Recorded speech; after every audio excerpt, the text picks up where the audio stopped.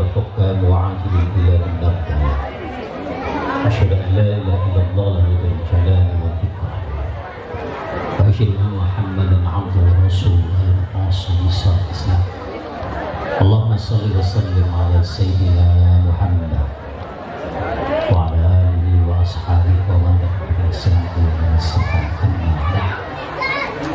Mudah-mudahan para alim ulama, para asatidz, para sesepuh Ustaz Agus Saifullah, Ustaz Sabari Muhammad, Ustaz Soleh Anwari, Ustaz Abdul Khalid, Bapak Sinal Arifin, Bapak Nanang Kosim, Ustaz Zulkifli, Pak Lurah Kalibaru, Bapak Hartono, Mbak Binsa Kalibaru, Bapak Damro, Dimas Pol Kalibaru, Pak Wasuyoto, Ketua RW 09 Bapak Burhani, Ustaz Faiz Mubarak, Ustaz Mehmet Mini, kemudian juga para guru-guru yang lainnya, Al-Habib Mustafa bin Hamid Al-Haidi, Al-Habib Quraisy bin Hamid Al-Haidi, Al-Habib Muhsin bin Hamid Al-Haidi, juga guru kita yang nanti akan ceramah di hadapan kita, Ki Haji Taufikur Rahman alias Ustaz Pak Atul.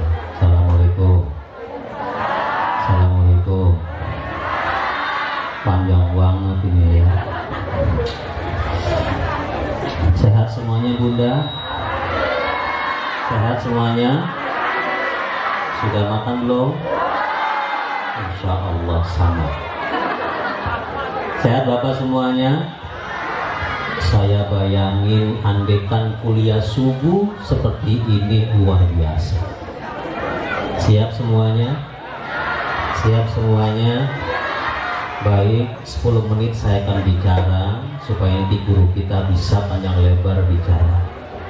Anggap ini pengajian saya yang diganti yang nanti subuh libur karena peringatan.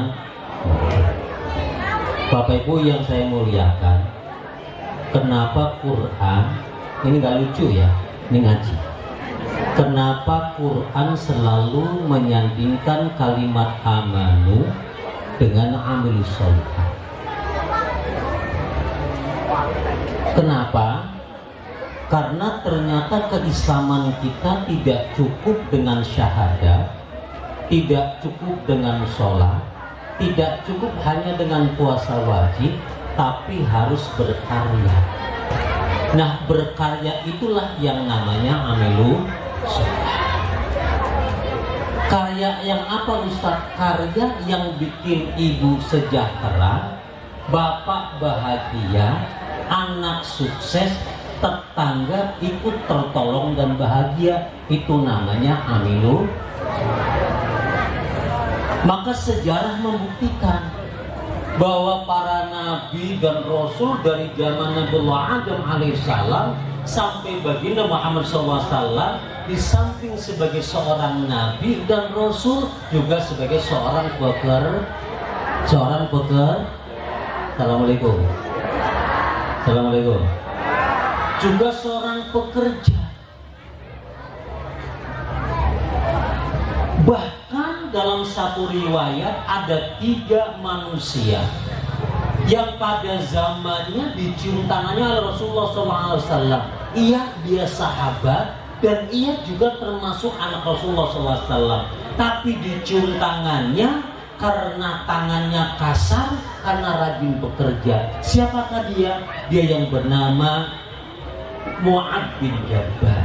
Dia yang bernama Fatimatuz Zahra. Dia yang bernama siapa lagi? Siapa yang lagi namanya? Saya lupa. Sa'ad bin Mu'ad al-Ansari. Suatu hari Rasulullah baru pulang, bertemu dengan sahabat yang bernama Sa'ad bin al-Ansari.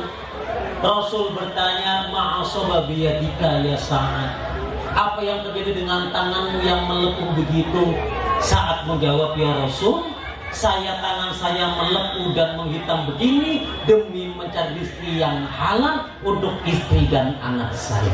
Rasul langsung menunduk, ditundukkan wajahnya, hampir wajahnya mendekati kaki sang Sa'ad, kemudian diambilnya, diciumnya tangan sang Sa'ad. Kemudian Rasul berkata, hadhihi ya lam tamassukun naral abada. Inilah tangan yang tidak akan pernah tersentuh api neraka. Dalam satu riwayat lagi, sahabat pernah bergumam ketika melihat anak muda. Anak muda itu pegang kampak belah kain sampai keringatnya bercucuran.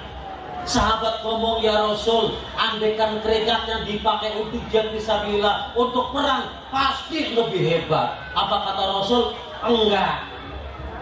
Indana kharaja yas'a liwaladi sighara fa fisabilillah. Kalau anak muda itu keluar mencari rizki untuk anak kecilnya, maka dia jihad fisabilillah. In kana kharaja yas'a liwaladihi li abawaihi sekhoini kabiraini bahwa bisabilillah. Kalau dia keluar nyari duit untuk bapaknya, orang tuanya yang tua renta, maka dia jihad bisabilillah. In kana kharaja yas'a li nafsi yuhibbuha bahwa bisabilillah. Kalau dia keluar nyari duit untuk menjaga diri kehormatannya supaya nggak minta-minta, nggak pinjam mulu, maka dia jihad fisabilillah.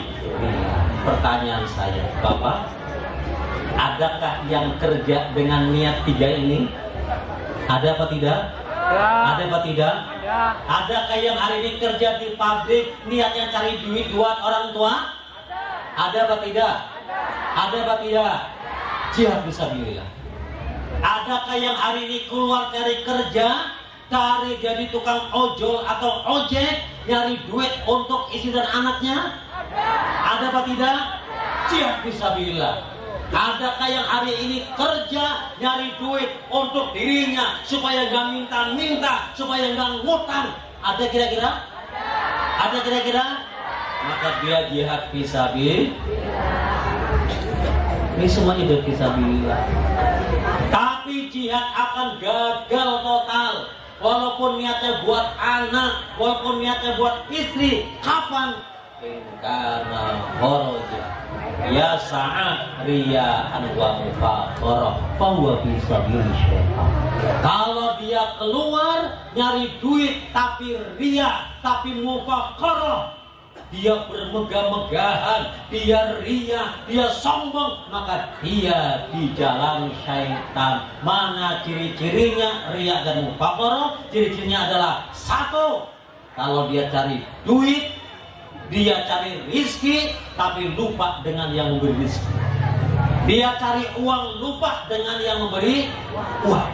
Dia nyari penghasilan dunia, tapi lupa dengan yang memberi dunia. Dia nyari duit, lupa sholat duhur. Dia nyari duit, lupa sholat asar. Dia nyari duit, lupa sholat maghrib. Maka batal jihad.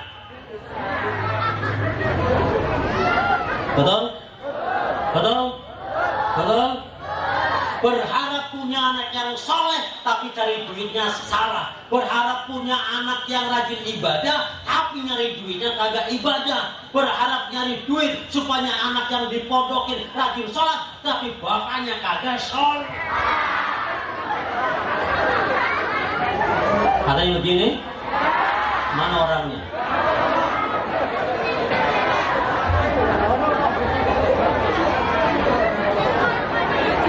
Ya. Dua, mana ciri orang yang riya dan mufakhara? Ketika dia cari duit, matanya buta, tidak bisa membedakan mana yang halal dan mana yang haram.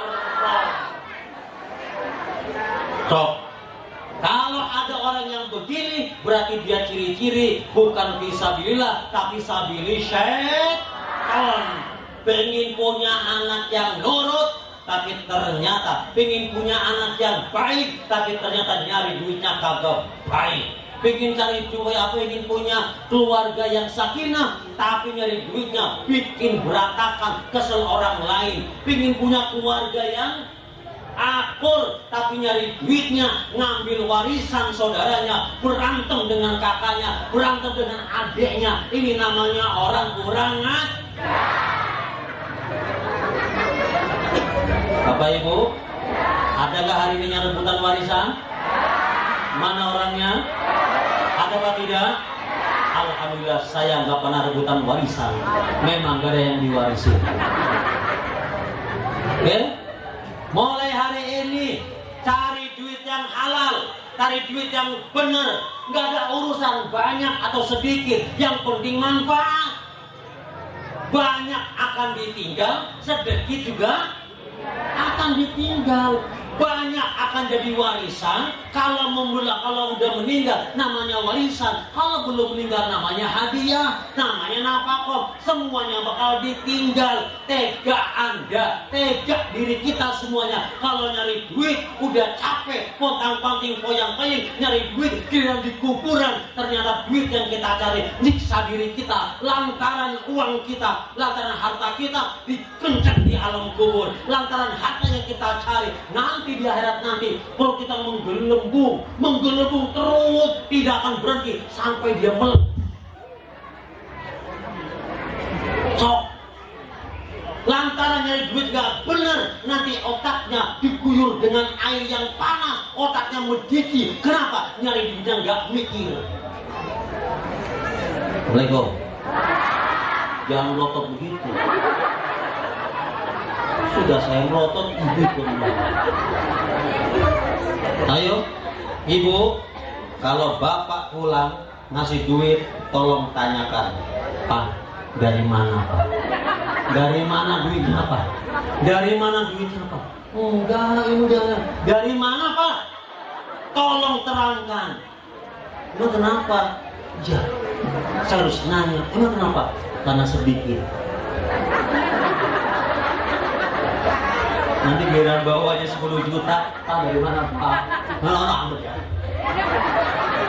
Dah, mudah-mudahan manfaat. Saya minta semuanya tolong nyari duit supaya takut dengan yang haram, supaya ngejar dengan yang halal, imbangin dengan ngaji, dekat dengan musola, dekat dengan masjid, sering kumpul ke masjid supaya ada yang ingetin, biar ibu dan bapak jadi orang soleh, perbuatannya soleh, makanya ngajinya sama.